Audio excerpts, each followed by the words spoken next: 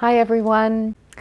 So for those of you that haven't seen the very first video that we posted on YouTube, which is our introductory video, what we've decided we're going to do is every now and then have a sit down where we do questions and answers. I'll give you a quick background as to who I am and why I'm doing what I'm doing.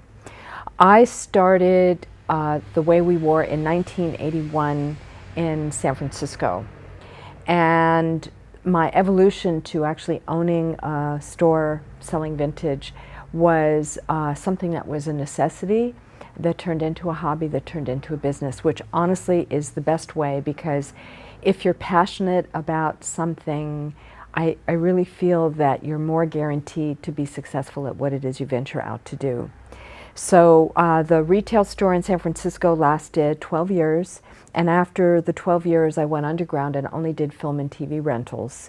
And in 2004 I moved to Los Angeles for love and, let's say for love and money, but that wasn't really the case, but for love, and opened up the boutique in April of 2004.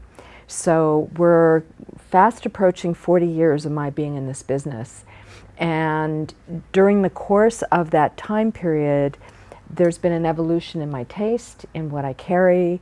And when you think in 1981 when I opened, 40 years meant that the clothing would have been from World War II, from the early 40s. So now, here we are at 2020, that means the 1980s are comparable in terms of distance and time. And really in my lifetime I never thought that I would consider the things that we wore in the 1980s to be vintage and also to be somewhat collectible. We call the way we wore a pro vintage clothing store, because everything in the store is curated and is cleaned and is repaired to as close to its original condition as possible. There's a price to that, and I travel literally around the world looking for special pieces. I really make an effort to make the things on the ground floor accessible, not to discourage people that walk in off the street, so they know they can afford these things. And part of our job here is to educate. People come in and wonder, why is this piece so precious? We can explain that it's nearly 100 years old, it's all hand embroidered, and really when you look at each piece individually, I don't go in and buy an entire estate where if you dollar cost average that, pieces are a lot less expensive. Many vintage clothing stores do that. Some buy from what's called rag houses, which means by the pound. I don't do that. I buy from wholesalers, which means I pay a premium, and so that cost actually goes on to the consumer. My inspiration to get into the business was several reasons. The first is I had a love of sewing and creating before I was a teenager actually. It was something my mother taught me, and I actually had an uncle who was a pretty accomplished dress designer in Palm Beach and an aunt who was a couturier. So with those influences as a young person, my ability to recognize quality details like bound buttonholes and my textile evolution was great, because I could literally run my hand through a rack of clothing and stop at like exceptionally good fabric. So I found that when I started, I could find a piece that was beautifully made at a price that was beyond anything I could ever find in a department store. And then add to that I was really kind of gravitating towards the hippies, bohemian kind of clothing, dressing, and I really loved to dress as an individual. One of the questions that people always ask me is, what are the things to check out when you're shopping for vintage? And that would depend if you're shopping as a collector with the intent to not wear a garment, or if you're shopping as for yourself to put on your body. So I'm going to answer that question as a personal wearer. Depends on how old the garment is. One of the tricks I like to do is to put fabrics, especially silk, up to the light, hold it up to the light, and see if you can see a track, like a straight line. That typically means that the fabric is beginning to disintegrate. It's what we call shattering. Also, you can see moth holes and other problems that could become big problems down the road. The other thing is, you know, I'm really becoming more and more a proponent of repurposing. So if, for example, you find an incredible piece that fits you so beautifully, but it's got stains, perspiration stains, or spots throughout it, never assume that those spots can come out, because they've been there for many, many years. And so the next step is to think about either painting over it, over dyeing it, cutting it out and inserting another piece of fabric. There's many ways to handle that problem. We haven't gotten to that point here yet, but when the supply of fabulous vintage starts to dwindle, I have plenty of pieces in my warehouse that we can work on. Things that are collectible, like baseball cards, cars, you know, miscellaneous, things that strike a nostalgic chord, oftentimes become good investments. And we're finding that clothing is fast moving into that realm. Many times it has to do with a designer that has passed, like Alexander McQueen, or even older designers like Galanos. When you're dealing with quality, when you realize that the supply has been shut off, that can create an increase in the value. The other things that I look for are iconic items, like we did a segment on paper dresses from the 60s. If they were worn, they clearly were not left in good condition. So if you find paper dresses, especially the limited edition ones, those can hold tremendous value. Future fashion, what I look at is fashion magazines, and I look at who the fashion editors go crazy for and what gets photographed in all the magazines. So if Vogue covers a particular designer and look, and so does Harper's Bazaar, and so does W, that is probably an indication that in the future their pieces will be worthwhile. So for example, when Zac Posen launched, I don't even know how many years ago now, it's over 20 years, I made an effort to begin to collect early Zac Posen pieces. Other things that I look forward to are the designer Ralph Rucci, which interestingly enough, this top is by Ralph Rucci, because his pieces are so finely made. They're couture, and he's actually been accepted into the syndicate of haute couture in Paris, one of the few people not within the Parisian boundaries.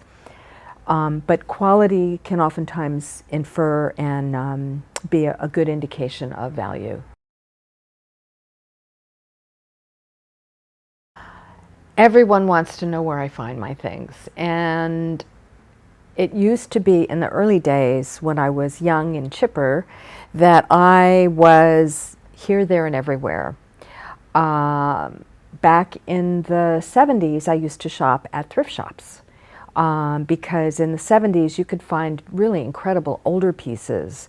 Vintage clothing was desired by people who were more bohemian. So there wasn't a hysteria to find certain things. People weren't clamoring over each other. And then I started going to auctions up in the Bay Area where I started. I went to a place called Concord Auction Gallery, and he would get estates, and oftentimes I would be able to get clothing and accessories there. And then other places that I'm lucky enough to source is when you have a brick and mortar, you know, you pay a premium for that, but people can find you. And so literally things walk in the door.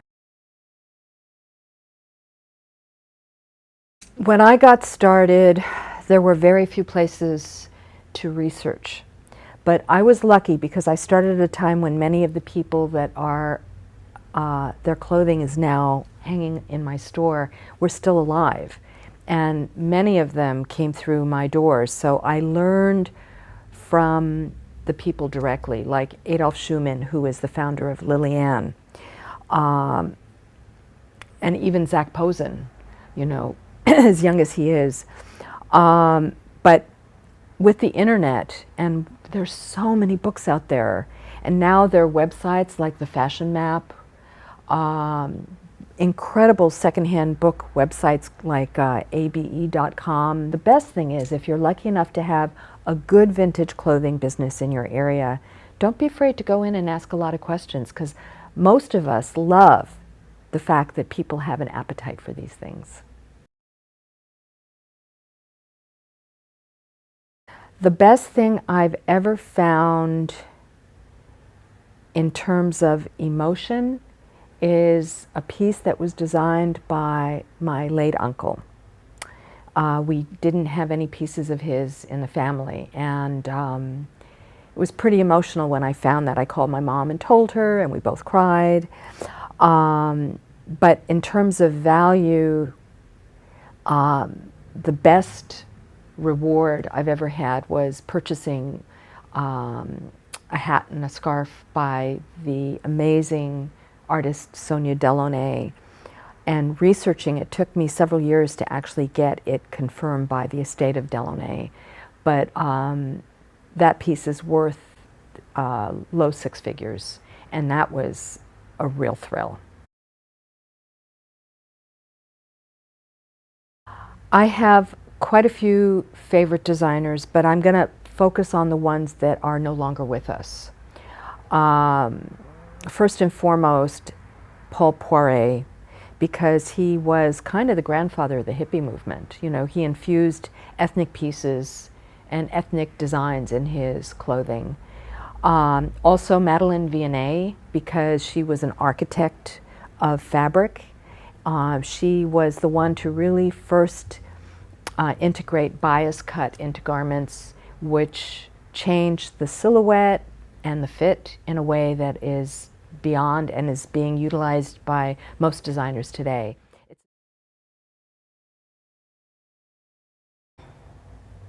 If you can imagine, in 1981 when I started the store, we would find out when, let's say, the Salvation Army had their delivery truck drop off the new goods that they would price and put out.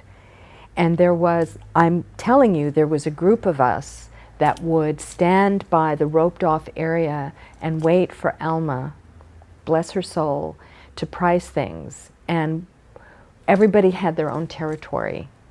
So, you know, I was obviously into clothing and costume jewelry, and then there was a guy that was into books and another one that was into furniture.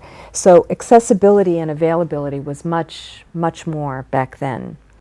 In the 80s, there was an embarrassment of riches, because there were not that many of us that were going after clothing and some textiles. In San Francisco, I think there may have been like maybe 6 or 7 stores, and then Haight Street started to pop them up left, right, and center. But the ones that carried top quality inventory, there were not that many. Masquerade, Painted Lady, The Best of Everything. I mean, I can still see them in my mind's eye. But nowadays, because of the internet and like the Antique Roadshow and, you know, of course, eBay, First Dibs, everybody thinks they have a treasure. Everybody's clamoring to find the hidden gold. And it's much harder to find great inventory. One of the reasons why I like doing these YouTube videos is it puts me in direct contact with our community. If you have a question you'd like us to include in a future Q&A, put it in the comments. We want to acknowledge each and every one of you for your passion and your interest.